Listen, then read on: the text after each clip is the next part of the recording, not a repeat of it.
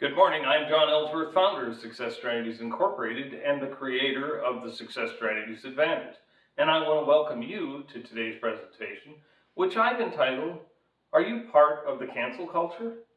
Now that may sound like a silly question, but it's sort of a recent trend I've seen where in meeting with accountants, clients, their nutritionists, sometimes their attorneys occasionally, that we've had this tendency to have meetings canceled, and I mean canceled like at the last minute, within an hour or two of the meeting that's been scheduled for a week or 2 weeks. And it concerns me a little bit as to why anyone would cancel a meeting.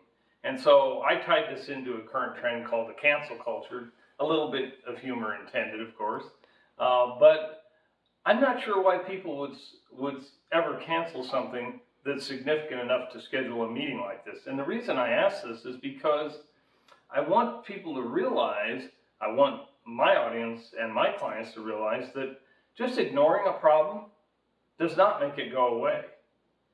Now, I know this would never happen at your operation probably, but you may have a neighbor that runs into this problem, or perhaps your brother-in-law.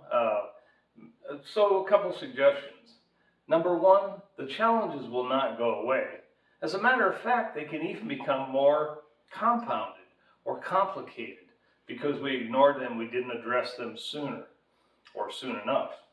Number two, canceling at the last minute creates a major concern for me, and that is I want you to think about what if an emergency comes up along the same lines or as a follow-up to having canceled that meeting, and you need these professionals to be there. And if they're good, which I hope you're using the best people you can find in whatever you're doing, attorneys, accountants, consultants, whatever, the important thing is these people are busy, and what if you need them in a hurry? What if you need them on short notice?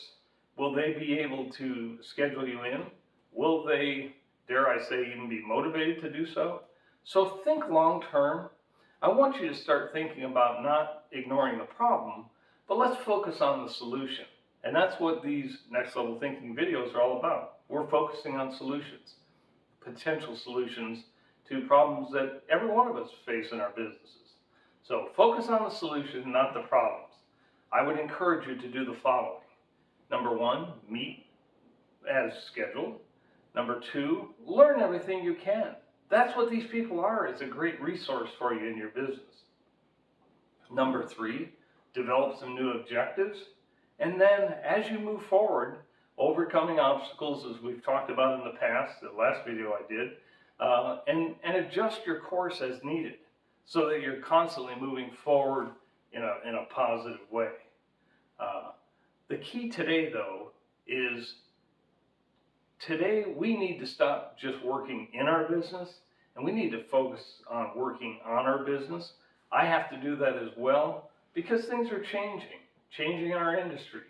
So I want to present you with a couple questions to think about. Number one, what do you think your business will look like in 10 years? Have you ever thought about that? That's very important. Not important to your activities today, but it leads you to the right activities today to get to that goal, that destination, if you will, 10 years out. Number two, will your role in that business, in your business, be the same as it is today? Or will you be doing bigger, better things? Will you have designated others to do some of the things you do today? Are you on to bigger ideas, bigger topics, bigger roles? Number three, who will your competitors be? Now, for those of you who are in agricultural production, you might say, competitors? What kind of competitors? We're producing milk, we're producing almonds. You know what? Tell that to in the dairy. Go look at the dairy case in a grocery store as a good example. If you think it sounds silly, think about almond milk, oat milk. Who ever heard of such things 20 years ago? And here we are competing with them for market share today if you're a dairy producer. Number four, what kind of obstacles will you face? Number one, in the short term. Number two, in the long term. How about things like interest rates? What do you anticipate is going to happen there? Do you need to expand? What's the impact of inflation on your business? That's big for all of us right now. And what about industry regulations? I think for most of us, particularly on utilities, particularly on water, water usage, water storage. Those are big things, and we need to stay on top of those regulations. Number 5, will you begin to develop a roadmap? When do you plan to do that? I would encourage you to do it as soon as possible, because the sooner you get started, the sooner you'll get to that 10-year destination, not in terms of days and years, but rather in terms of the results you're looking for. And finally, number 6, will you pursue your objectives? Or, as I said in the previous video that I did earlier this month, will you follow your objectives or someone else's? Steve Jobs pointed out that you should follow your heart and follow the objectives that you want for your business, not those of your banker, your accountant, or your other people in your life, but rather pursue what you're really trying to get to, and in conjunction with them, of course. Finally, if you're interested in developing plans like this, I would encourage you to stand by, stay tuned, because we're going to start doing some next level thinking workshops, and I would invite you to participate in them. They will be all online, and I appreciate your participation. Again, I'm John Ellsworth, founder of Success Strategies Incorporated and the creator of the Success Strategies Advantage.